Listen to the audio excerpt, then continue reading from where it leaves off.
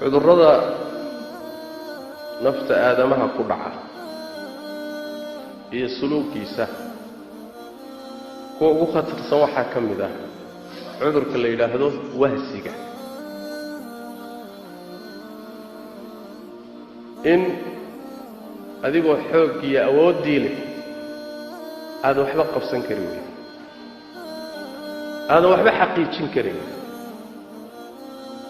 aqoontii baad leedahay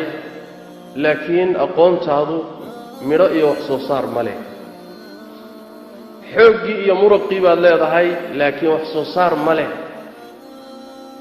waad wahsanaysaa nashaadkii iyo firfircoonidii baa kaa maqan waa cudur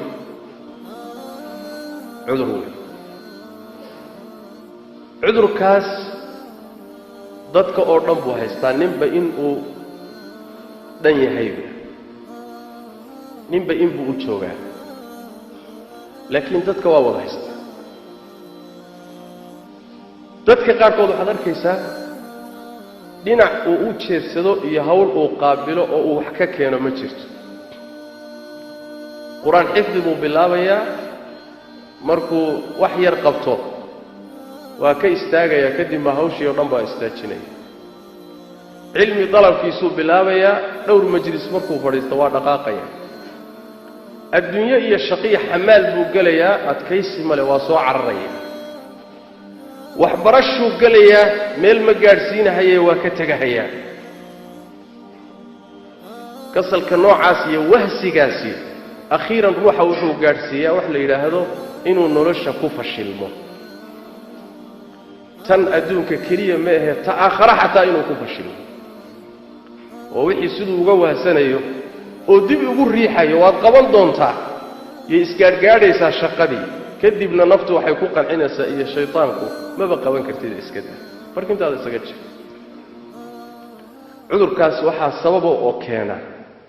laba shaytaanka iyo naftaada xuntee kugu jirteen khayrka kula rabin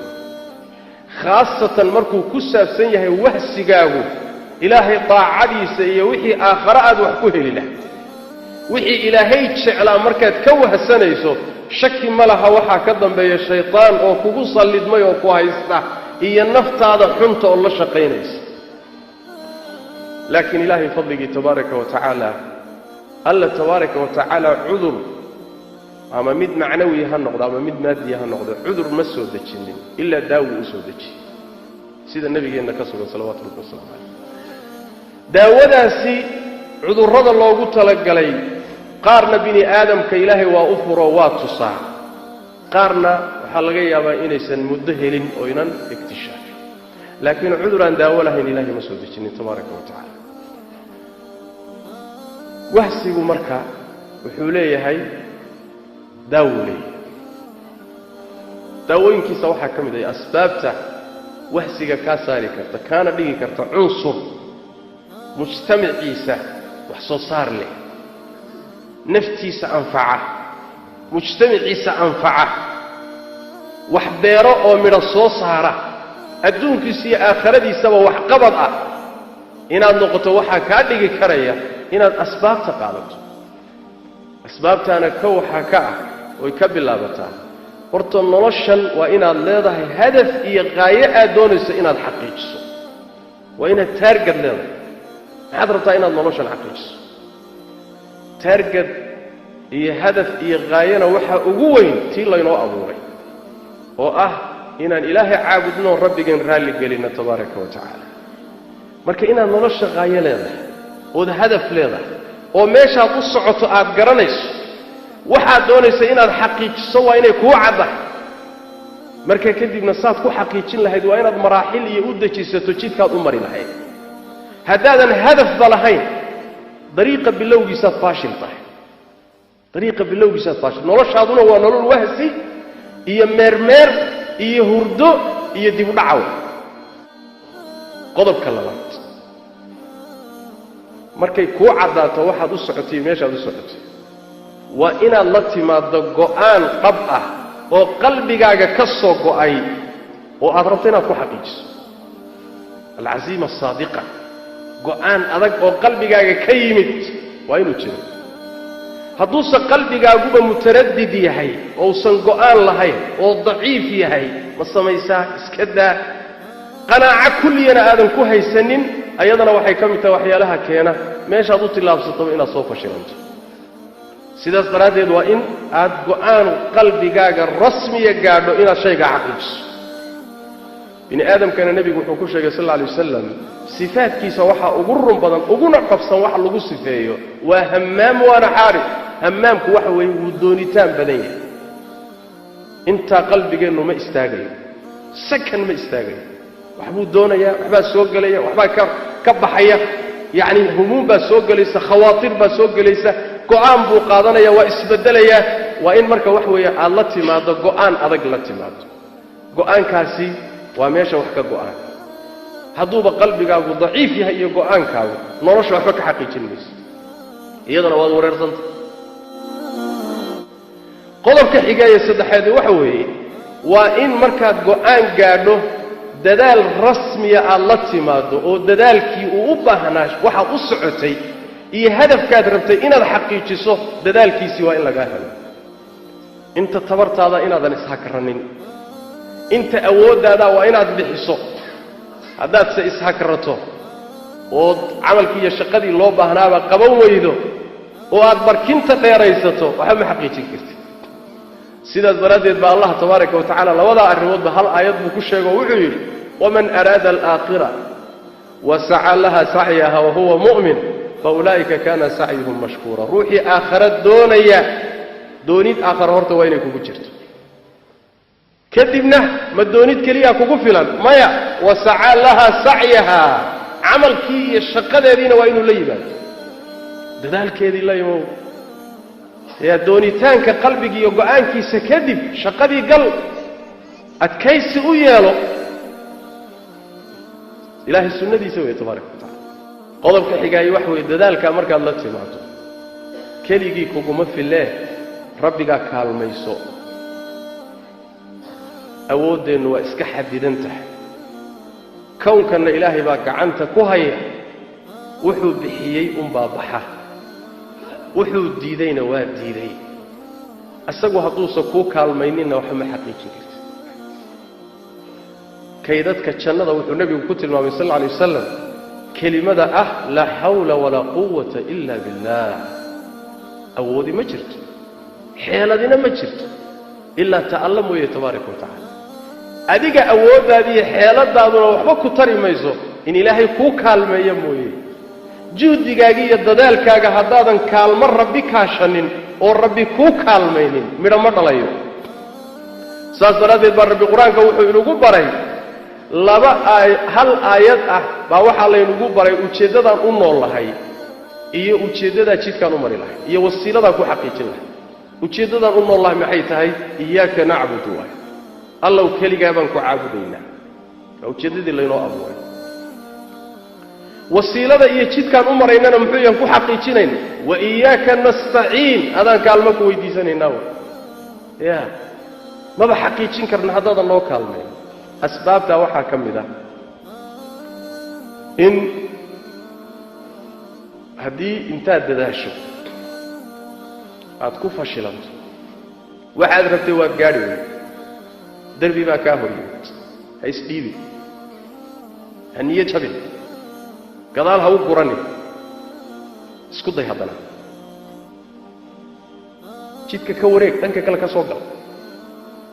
ha barin naftaada wax la yidhahdo dacfiga ha barin naftaada wax la yidhahdo isdhiibidda ha barin naftaada inay gadaal u gurato meesha aad gaadhay horay uga soco derbiga kaa hor yimid isku day inaad jabiso ood ka gudubto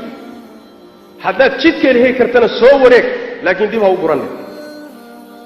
lanna man laja walaj haddaad albaabka ku madax adayto waad ungeli marka dambe laakiin haddaad daciif noqoto xogaa yar markuu kaa hor yimaadaba adib u cararto xogaa markay kugu adkaataba aad tidhaahdo war meeshan lama geli karo adeer wax weeyaan dadkii adduunkan iyo aakhiratoona wax ka xaqiijin lahaa mati waxaa ka mid a asbaabta in aad la saaxiibtood la noolaatood mujtamaca ka doorato dadka hamiga sare leh dadka cazimada adag leh dadka muntijiinta wax soo saaree wax xaqiijiya ee aadan la noolaanin oo la saaxiibin dadka wahsada kuwa dariiqyada taagtaagan oo waqtigooda meelaha taagtaagnida ku lumiya oo sheekaysiga maqaayad iyo fadhi ku dirirka ku lumiya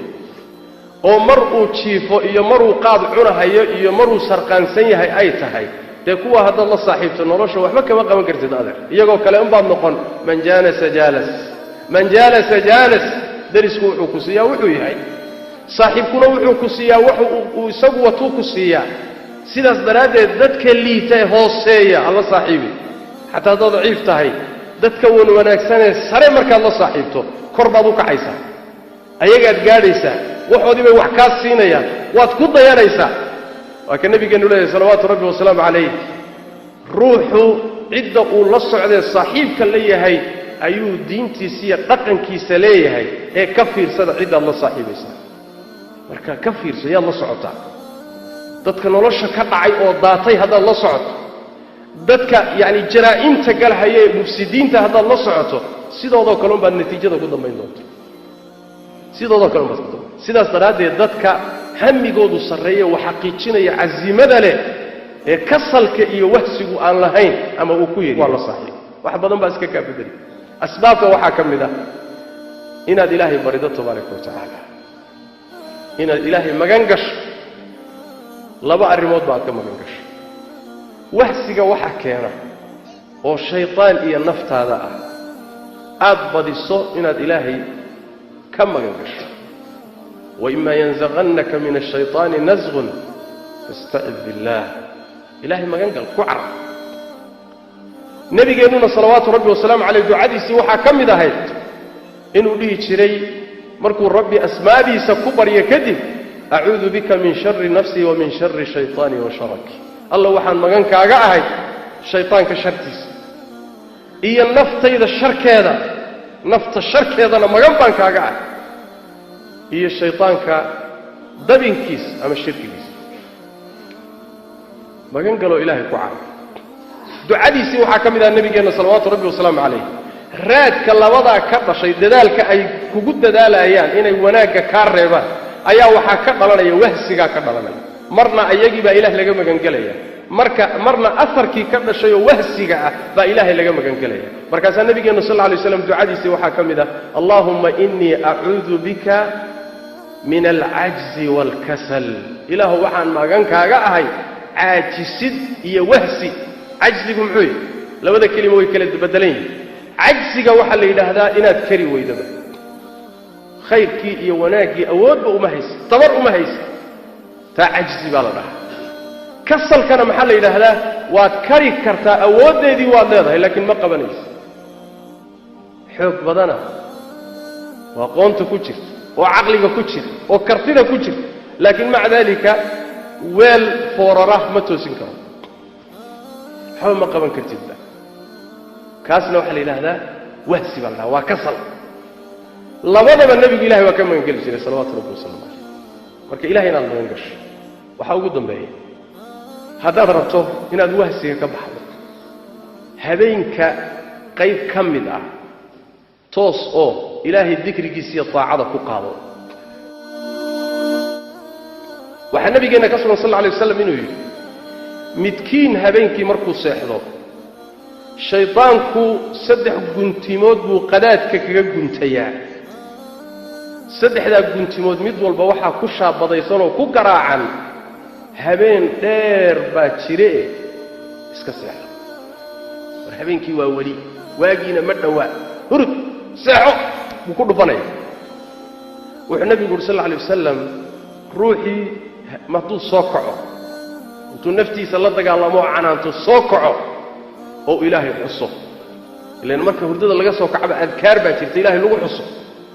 markuu saa u soo kacayba ilaahay buu xusay saddexdii guntimood mid ka mid ah furmaysa waa ka soo kacay waa weysaystay guntintii labaad baa furmaysa waa soo kacay oo wuu tukaday guntintii saddexaad baa furmaysa wuxuu nabigu sallallahu alayhi wasallam markaasuu waagu u baryayaa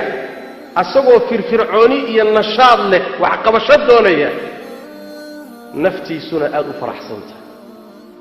farax iyo firfircooni isagoo ku jirto buu waagu u bariyaya markaasuu leeyahay warsaaka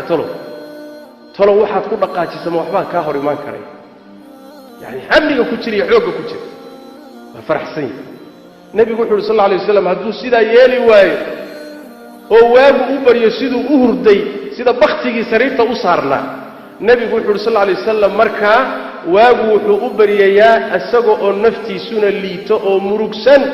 oo hammi iyo murugi saaran tahay ta kalena wahsanaya oo isqaadi karin sidaas daradeed daarto inaad wahsiga ka baxdo